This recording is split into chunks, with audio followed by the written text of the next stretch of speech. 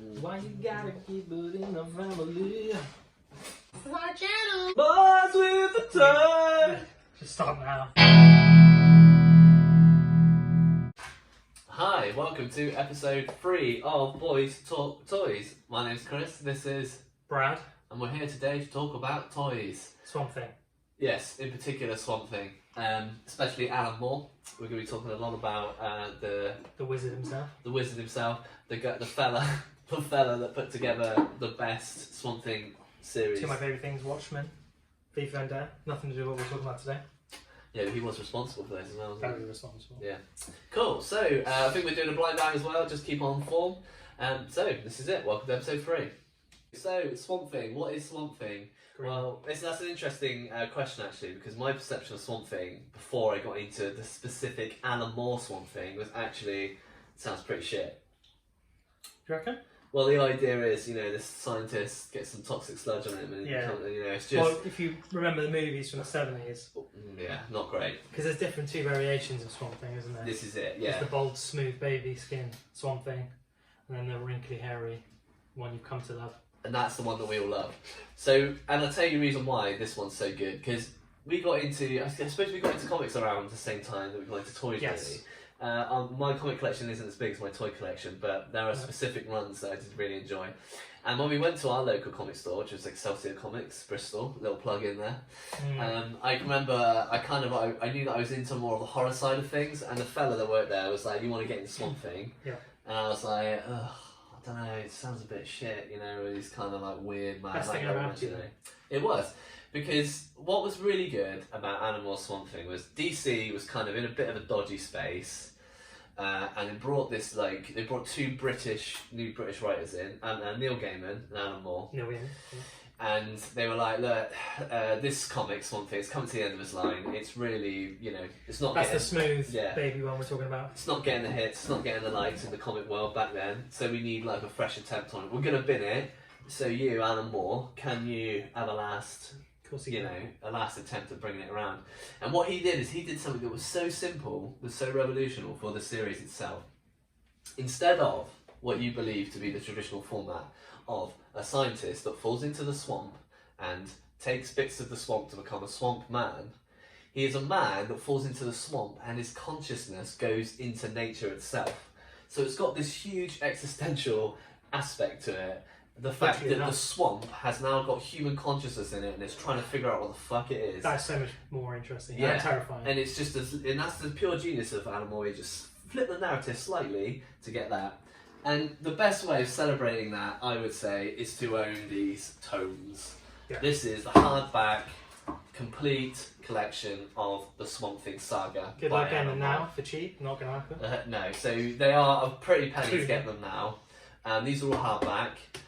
Not only does this mention some of the cool kind of deeper thinking side of comics, that sort of level of kind of almost, there's a lot of science in it, but there's also a lot of supernatural occult and horror in it.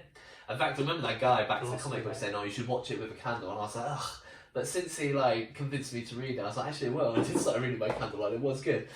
I will say the first novel, because they need to get that whole new narrative out of the way, does feel a little bit like the original stuff, where it's a bit more cliche. But as it gets through, some of the more sort of darker elements in it.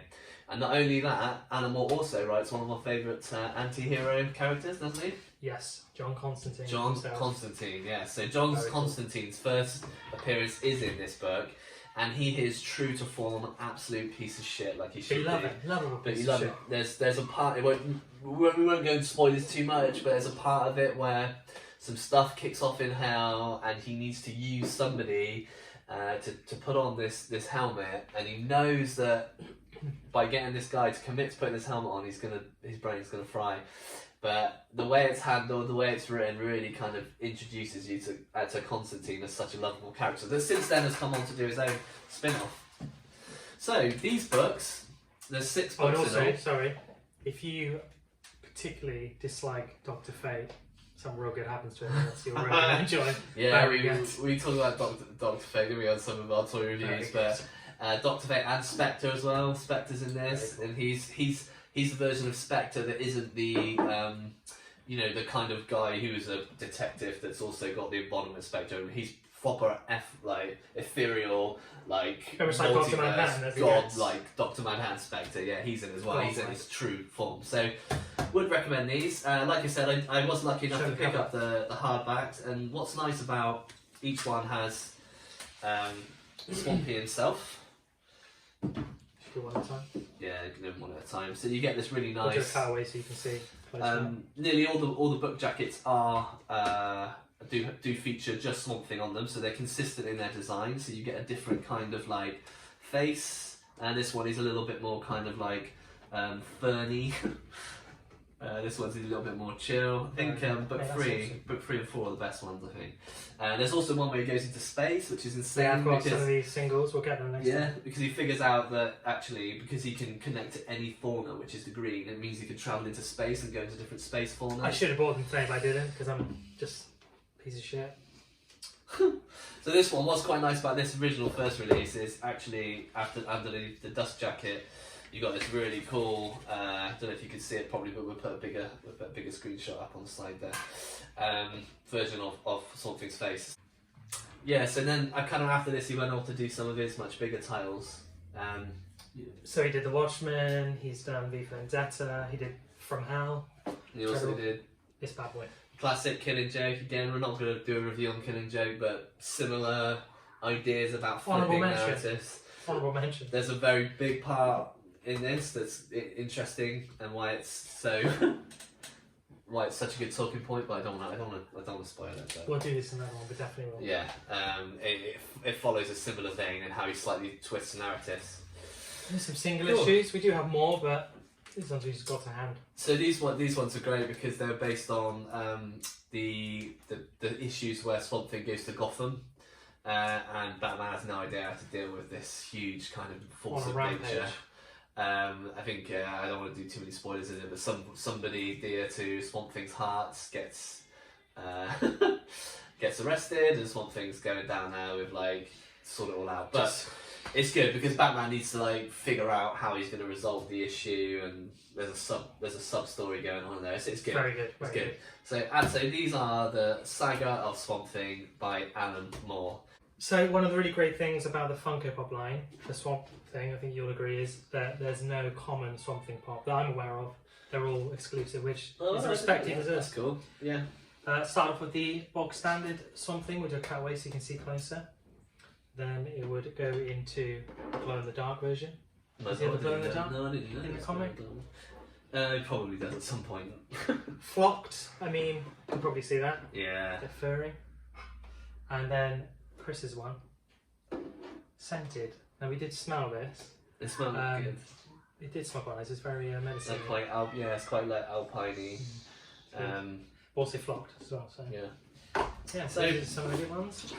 We've also got here an old one of the older toy lines that was by Kenner. Again, this kind of goes back to we do a review on some of the Kenner Predator toys, but it was an example of something that was probably quite niche. I mean, this is actually focused more on the movie line, which was pretty dreadful compared to the Alan Moore comics. But at the same time, this was kind of an example of some of the toys that you could get on Blister Pack. Lazy Susan coming in. So I've only got the one. I wanted to try and get one that was as closest to him, Yeah, just looking normal. the unnamed, the villains. Cool. Yeah, so that was all part of the film stuff, the Ant-Man. It's not worth even talking about that. So to be honest, all of this stuff going into that side of Swamp Thing is just a little bit cliche and a bit boring. Not the animal. Nothing like just so far from the animal stuff. As far as we know, are there any actual figures or anything based on There the probably animal? are some like more of those niche ones that Pretty hard to get. yeah. There's obviously a newer arc of Swamp Thing that's going now that is very much on trend with the Alan Moore style. They've also got some quite interesting villains in it now. As Swamp Thing represents the green, the good nature. There's a sort of anti version of that called I think it's called Rot, and he like can go into like all of the dead and the disease. So the two of them are like battling out, which sounds quite Like the interesting. yin and yang type. Yeah. So I've not read any of it, but maybe leave a comment or write in, and we could continue the Swamp Thing review into But it's some just of the more newer it's so stuff. hard to talk about Swamp Thing and not continuously think about John Constantine. He was a great character. Yeah. We will be reviewing him. We will be Just out of reviewing deep respect. Hellblazer. Yeah. Wish he was my dad, to be honest. But probably not. He'd kill me, wouldn't he? Yeah. He'd be like, yeah, go on, Sam, pop that on. Yeah, he'd kill you in a heartbeat. Cool. Okay. Well, that about wraps up Alan Moore Swamp Thing. Now we've got the blind bag opening. From our partners, Our who partners. know we're serious collectors, Yeah. but are now going to take advantage of us by buying the most shocking things they can find. Anyway, so you're going to get an honest reaction from us. Do you want to open yours first this time? Yeah. Yeah, go on then. So we've got a blind bag here coming in. Well, it's a blind box. That's interesting. What's Okay. that? I mean, size-wise, Is that wrapping paper reversed? I'm guessing so. It's pretty cool. Someone's made some effort there. Oh, straight away. Yeah, look. I know what that is already. Okay, so I'm seeing Scarlet Witch, Toy Biz. Could be good, right? Is that ever good? This is. I actually really like this thing, but it's also very weird. Okay. Right, okay. So we've got That is cool. this. I'm drinking this in. So this is a semi-new. I don't think it's that Think- new. I mean, it looks like it's a take on like what an old figure would have been. Yeah, same as the Remastered. Jason stuff. Yeah, the What manga year is it? style. It's got the fabric in it. 2000. So yeah, I mean, I don't hate this. I think it's cool. The only thing I kind of like about this is the new show coming out, Scarlet Witch, on Disney Plus next year. Might help this. Bit of buzz. Buzz coming in. I mean, I don't know. I Does it kind of like comic? it. Does it come with a comic? Or is that just I don't know. no, Can you see the back? Why are you laughing? the picture on the front. Look at the Yeah, zoom in back. on the picture on the front. I mean, if you're gonna put I don't hate this. I kind of like it. if you're gonna put that in as like the hero shot, she's clearly in jeopardy during that. She's not a diva by any respect in that. But yeah, well, I like the gold against the pink. I feel like there's been some redemption from the first bit, Yeah. where I clearly got. Like, come on then. Let's have a You look. know, want to look at it a bit more. I've seen it. It's good. It's Fancy good. it? It's no. You don't. So let's have a little look at what we got in here then. That'd be good. Okay, I'm gonna go for like a The expression I'm sensory, saying a alone. sensory experience first. Tell I me. can feel it. It feels like a. Got my eyes closed. Oh. Jesus. I Christ. mean, that's mental. The bag's worth more. That is insane. Look at that. Yeah, you deserve that after the first one. But I don't think this isn't even the. Real. I don't think this is the original. Who made that? It was like the trolls. Yeah, this is. I think this is just a little custom jobby. Whoever made that is ill and they Yeah. need help. That's not good. What does it smell like? COVID. Cool. So thanks for sticking through and watching the rest of episode 3. Gone and done. Cool. So write in if you want, and I think I'm going to end this segment on reading a very powerful message at the back of the Swamp Thing book. Yeah, you should do that.